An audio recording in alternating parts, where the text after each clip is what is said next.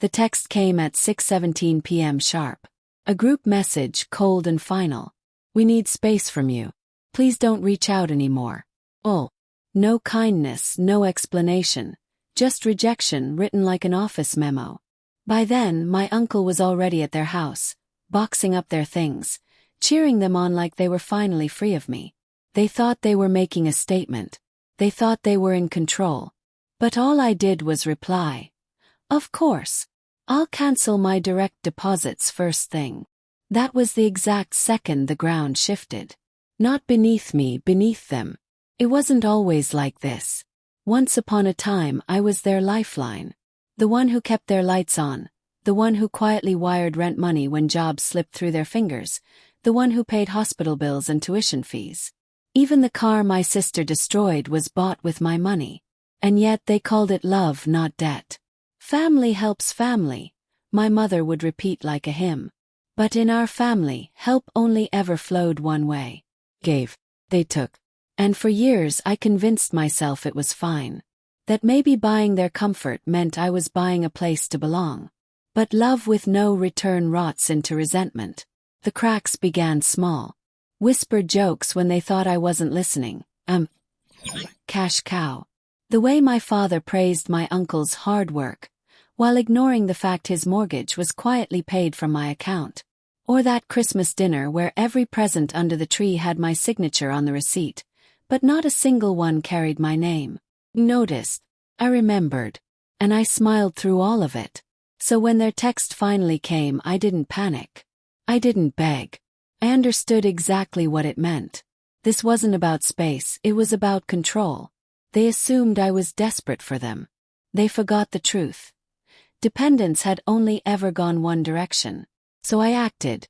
Step 1, I logged into payroll and shut down every transfer tied to their accounts.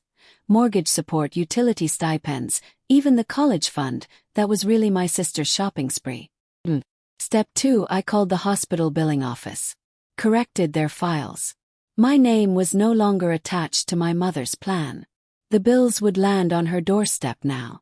Step 3, an email to the landlord because the house they lived in was under my name. Their lease would not be renewed. 30 days. No exceptions. By midnight, the silence cracked. First came my mother's call. I let it ring. Then a flood of texts from my sister. Half insults, half desperate pleas. Finally, my father's booming voice on voicemail, barking orders like I was still a child. Fix this. I didn't reply. For the first time in my life, their words had no weight. The next morning, my uncle stormed into my office, sweating, red, spitting fury. You can't do this. They're family, he shouted. I leaned back in my chair, calm, steady. Exactly, I said. They wanted space. I gave it to them. He raged, he threatened, he even begged. But threats don't work on someone who's already cut the leash. He left empty-handed. The weeks that followed. Collapse. The car repossessed in 7 days. Utilities shut off after 2 missed payments. By the 3rd week, neighbors watched as movers dragged furniture out to storage. Their golden image, perfect family, perfect life, crumbled in public. My sister posted cryptic rants online about betrayal and fake people. No one knew she meant me. No one cared. They had built their empire on my wallet, and all I did was close it. A month later they came. Waiting outside my apartment, thinner, smaller, their confidence gutted. My mother's voice cracked. We didn't mean the text. We just needed time. My father tried to bark authority, finger pointed. You don't abandon blood. Fix this. I looked at them. 3 faces that had only ever opened to take. I shook my head. I didn't abandon you. You abandoned me.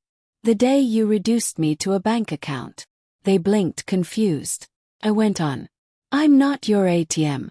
I'm not your savior. I'm done funding my own erasure. The silence that followed was final. I walked past them without looking back. It's been 6 months. They're out there somewhere, living between eviction notices, borrowed couches, and fading reputations. Maybe they hate me. Maybe they finally understand. Doesn't matter. What matters is this. For the first time I kept something for myself. Not money. Not pride. Freedom. They thought I needed them. They thought their approval was my leash. But they forgot the simplest rule of power. The one who holds the purse strings is the one who holds the control.